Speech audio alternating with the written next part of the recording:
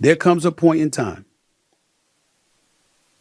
when at a specific place, it ain't your time anymore. It doesn't even mean that it's over. It doesn't mean that he won't have a podcast. It doesn't mean that he won't get another show somewhere else. It doesn't mean that we've heard the end of Skip. But leaving FS1, if it is the end, it's not a failure. Red Nation blogger back with another video. This is a different topic. I'm actually going to be talking about Skip Bayless. His tenure with Fox Sports 1 is coming to an end. His show Undisputed, I don't know if that'll be going to an end, but I think that it will be. I think Fox will probably be starting clean. Skip Bayless has done a lot for sports media, for media in general.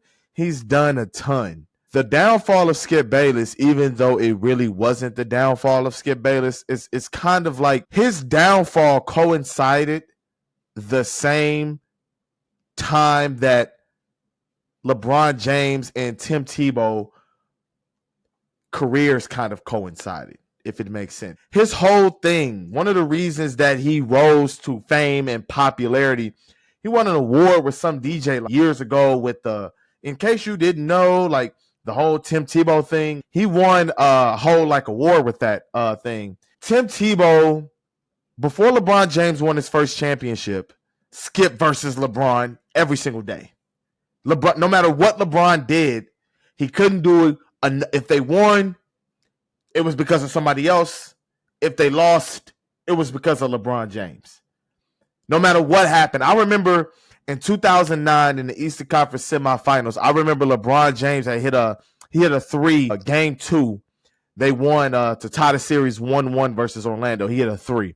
And I remember the next game. I couldn't wait to watch First Take because I remember, I was like, what is Skip gonna say? Because his whole thing is LeBron isn't clutch. He runs from the moment, blah, blah, blah, blah, blah. Couldn't wait to hear what he said. And one of the things that he said, which I thought was utterly ridiculous at the time, and I was like 20 at this time or so, or maybe 19, I don't remember. He said, Stan Van Gundy switched and put Hedo Turkoglu on LeBron James in that moment when Mikael Pietrus had been giving LeBron James fits the entire night. And throughout the course of that series, although it had only been one game at that point, and that was obviously game 2. And I was like, damn, like he couldn't even give the man credit for hitting a shot that won a playoff game.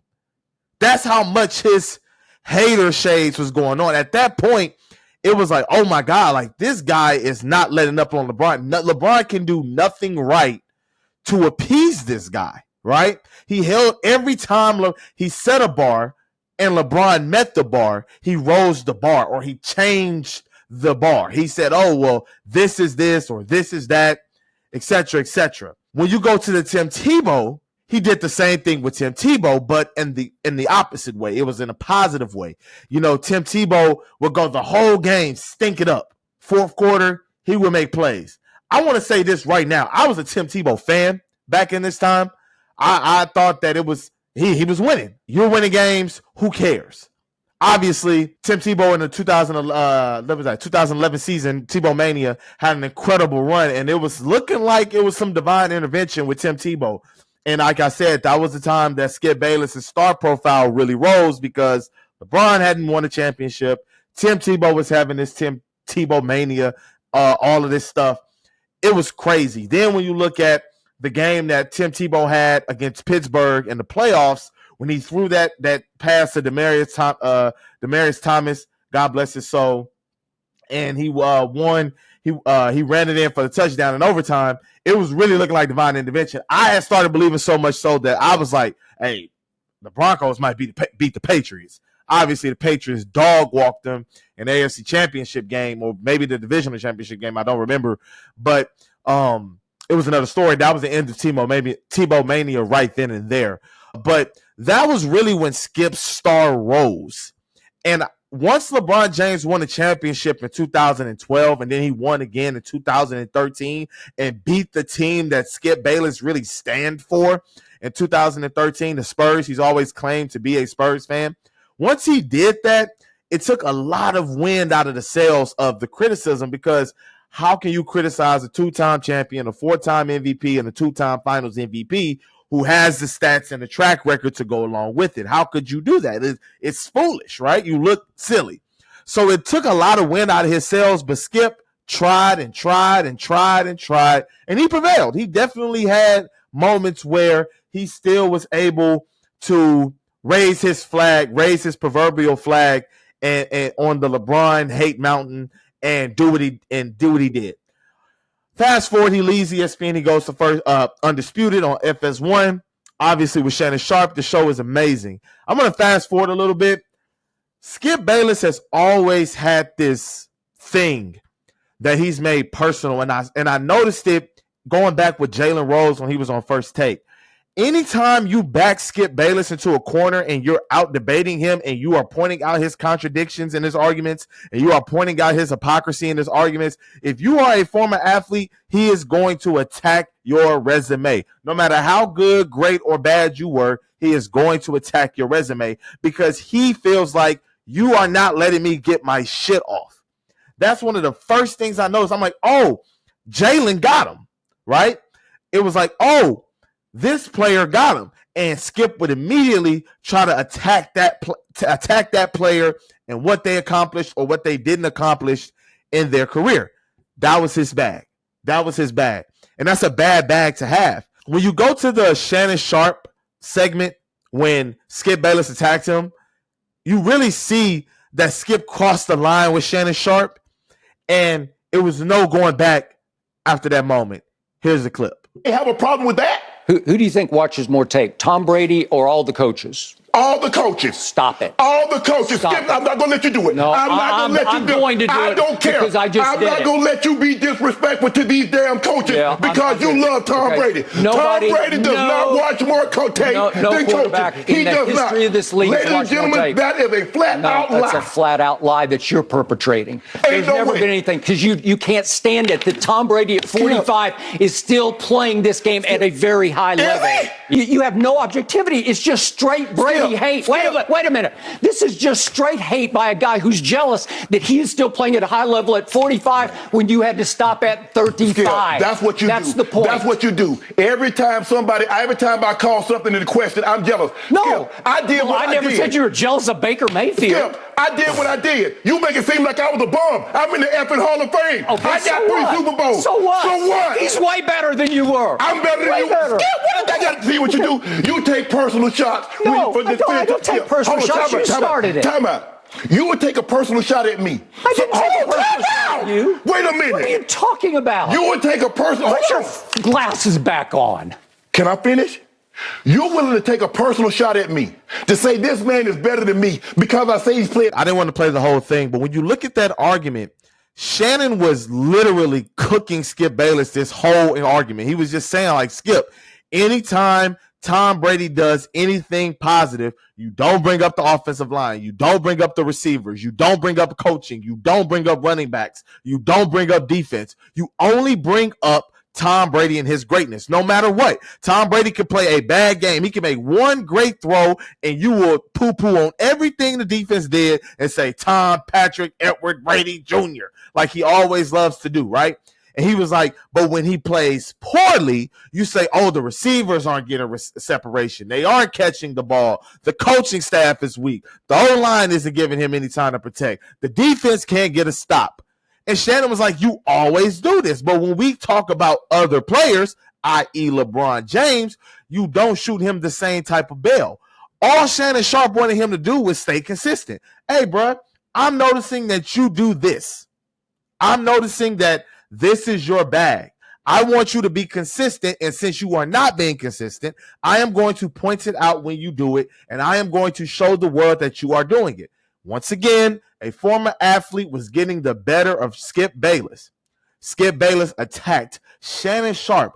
Of all players, he attacked Shannon Sharpe's career. Shannon Sharpe is a 3-time Super Bowl champion and a top 5 tight end, top 10 at worst tight end of all time.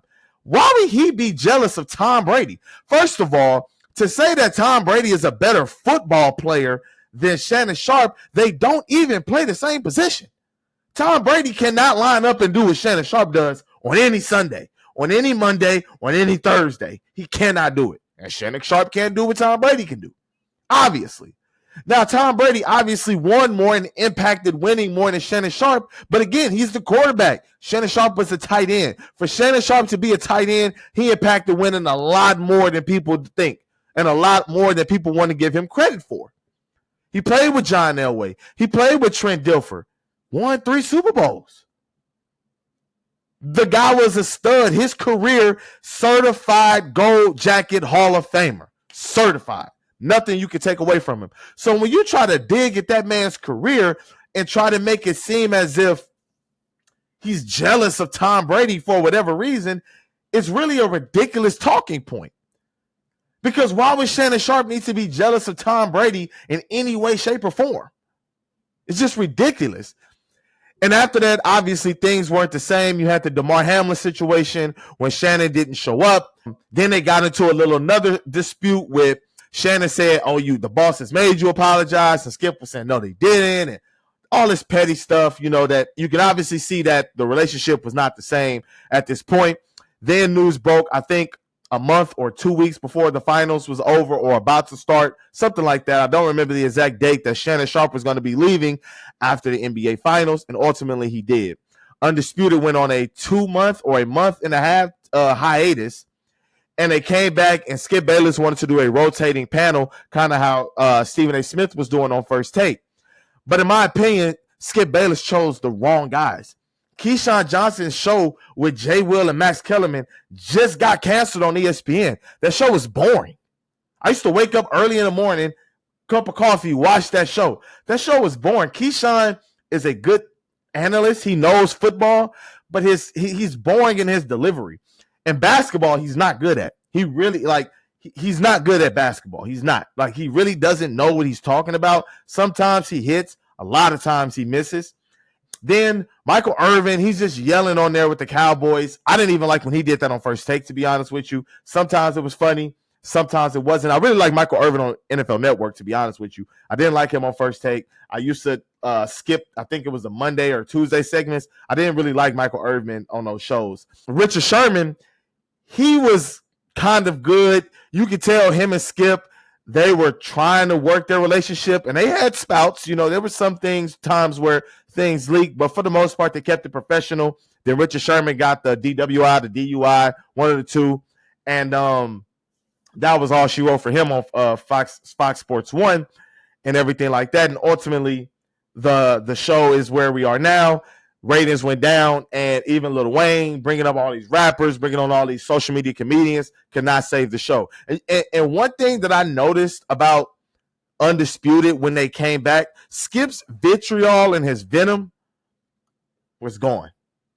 It was gone. I don't know if he did that. I don't know if somebody at Fox Sports 1 told him to do that, but the venom that he used to debate with and the intensity that he would bring to the table, to the debate table, it was gone. It was there. It was no longer there.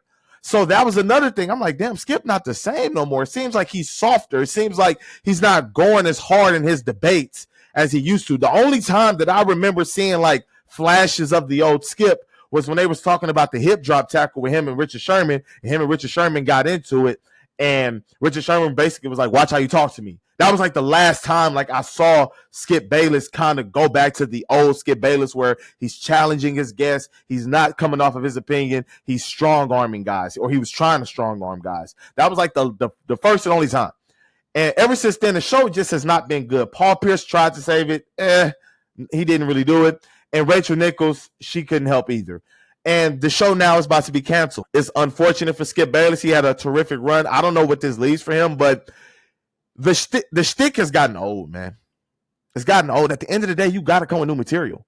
You can't keep doing the same things over and over and think they're going to resonate. You just can't. You got to be honest. If you are putting on a character, eventually that character is going to get stale. At some point, the greatest TV shows go off the air because the characters get stale. There's only so much you can do. There's only so much room for growth. We are tied. LeBron James is now a 4-time champion, 4-time MVP, all-time great player, at worst top 3 all time. There's nothing you can say now that's gonna hate that people are not gonna see through.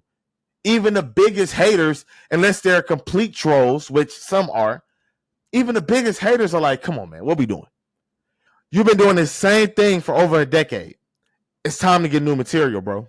Back to the drawing board. But that's really all I got, man. As always, thanks for watching. Like and subscribe, please. Leave comments below. Let me know what you think of Skip Bayless leaving Fox Sports 1 and Undisputed. Let me know who you'd like to replace them. I would like to see First Things First replace them. I think that's the best show on Fox Sports 1 right now. Put them in that 8:30 slot. Let's see Chris Broussard. Let's see Nick Wright. Let's see Nick Wiles.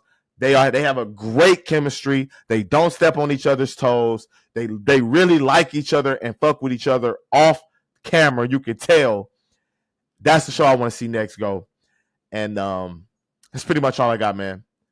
Rare Nation Blogger out.